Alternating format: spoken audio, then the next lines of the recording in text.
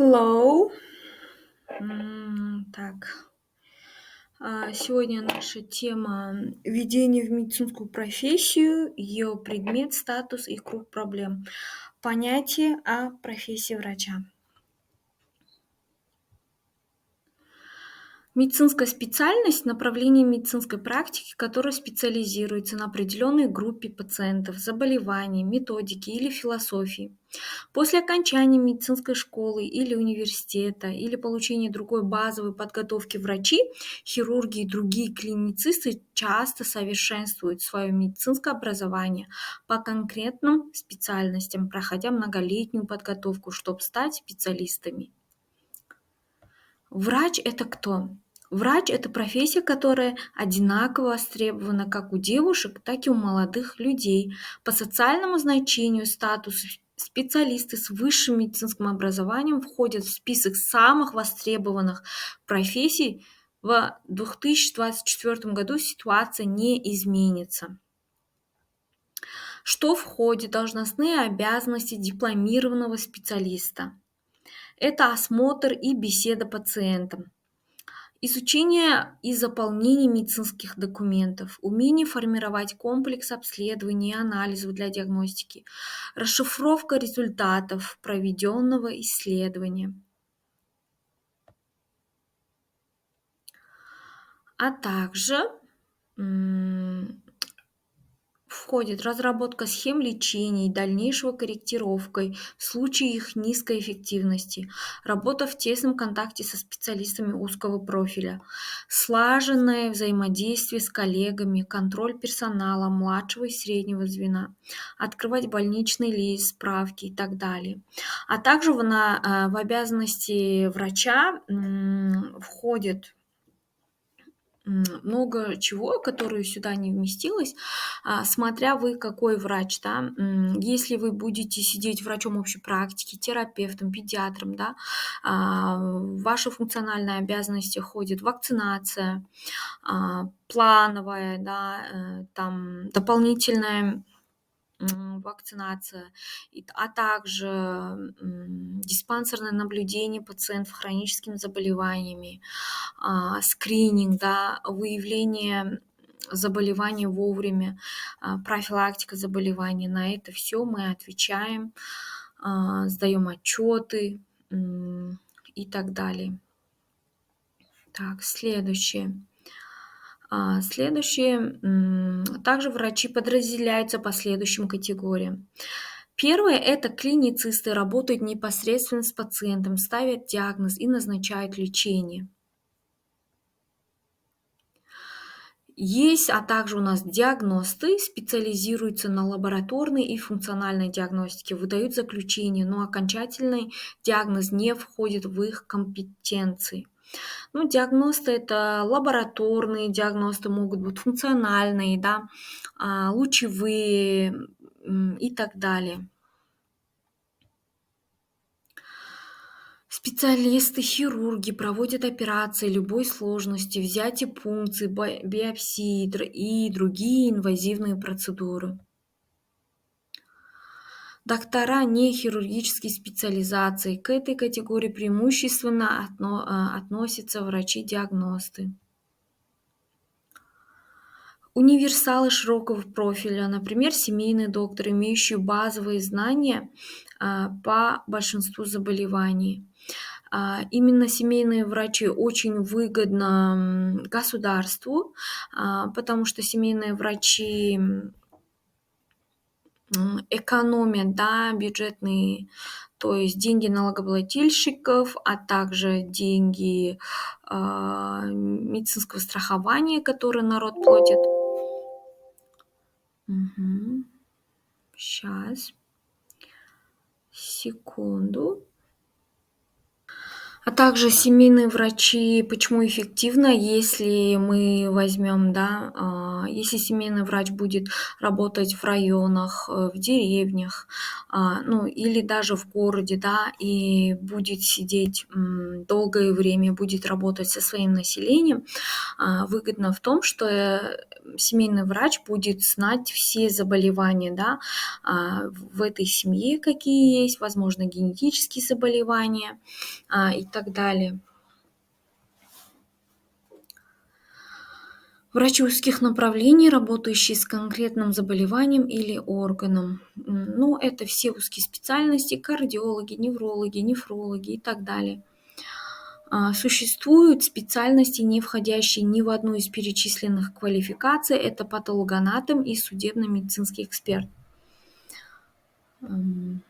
Так, основные плюсы в этой профессии социальная значимость, да, специальности, различные направления подготовки, возможность смены специализации в любом этапе трудовой деятельности, высокая оплата труда в негосударственных медицинских учреждениях, а также в федеральных центрах, узкоспециализированных клиниках. Постоянное развитие профессии в плотном контакте с зарубежными коллегами, участие в международных конференциях, а также некоторые клиники, госпиталя, да, если им нужны узкие специалисты, они сами финансируют, обучают, если нужно, и за рубежом обучают. Хорошие перспективы карьерного роста вплоть до открытия собственной клиники, возможность погрузиться в научно-исследовательскую деятельность, да, минусов, низкий заработок в государственных больницах и поликлиниках. Существует риск заражения инфекционным заболеванием при контакте с пациентами. Продолжительный срок обучения, рабочий график не нормирован, зависит от нагрузки и количества тяжелых пациентов в лечебном учреждении. В основном мы видим, многие начинающие врачи практикуются в государственных учреждениях, набираются опыта, и часто мы видим, что они потом уходят в частные клиники. Естественно, в частных клиниках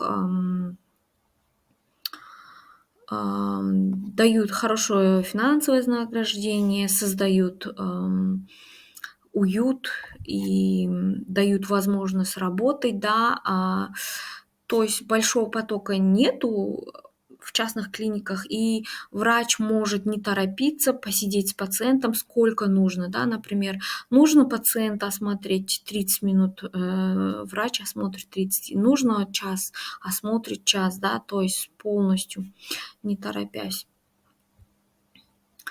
Популярная специализация в профессии, медицинской профессии, это на первое место, это хирург. Одна из самых сложных специализаций. В его обязанности входит проведение малых и больших операций на внутренних органах, в области грудной клетки, в зоне головного мозга и на суставах. В большинстве ситуаций врачу необходимо принимать ответственные решения, от которых зависит жизнь человека. Да? Это очень большая нагрузка, большая ответственность. Каждый раз, да, перед операцией мы не знаем, что будет, да, как это все пройдет и так далее. Очень трудная профессия. Уролог лечит заболевания мочеполовой системы женщин и мужчин. В компетенции доктора входят проблемы с половыми, репродуктивными органами, болезни почек и мочевого пузыря, лечение простатита, цистита и бесплодия.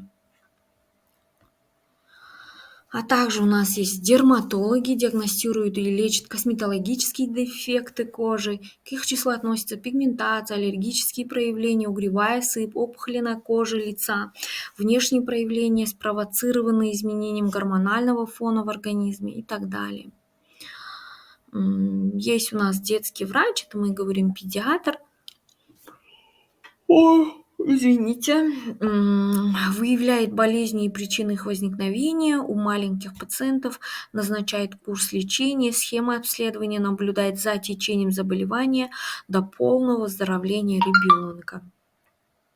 А также есть у нас врачи-неонатологи.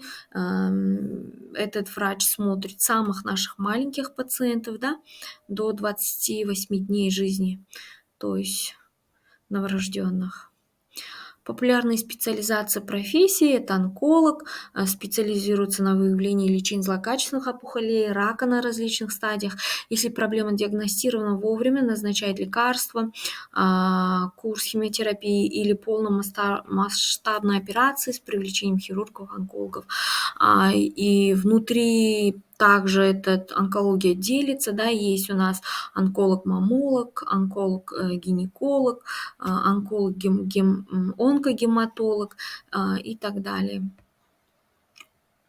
Стоматолог в зоне ответственности профилактики лечения кариеса, болезней ротовой полости, пародонтита. Также стоматология удаляет и протезирует зубы, корректирует форму челюсти, исправляет привкус, да, отбеливает зубную эмаль.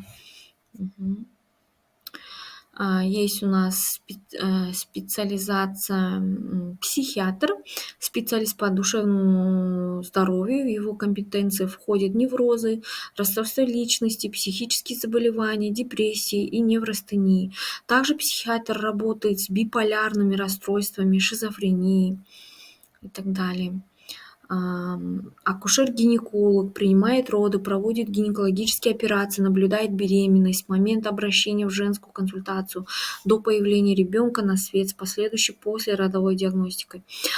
Эта специальность очень тяжелая, больше ответственности, вы отвечаете за 2 жизни, да, и при родах мы не знаем, как это все пройдет, и так далее. Очень большая нагрузка, большая ответственность.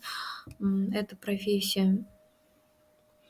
Так, терапевт. Его задача определить признаки заболевания при первичном осмотре пациента. От профессионализма врача зависит своевременная помощь больному с привлечением узких специалистов, диагностических исследований и назначением анализов.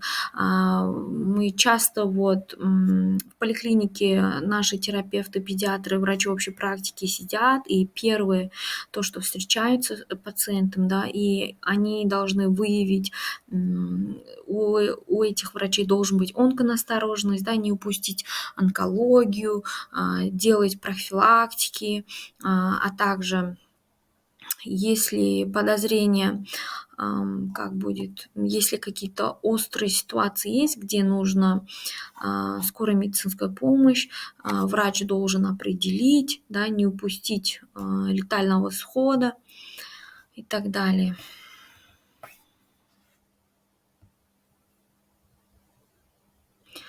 В общем, наша лекция закончена. Если есть вопросы, напишите. Дома напишите конспекты. Буду проверять.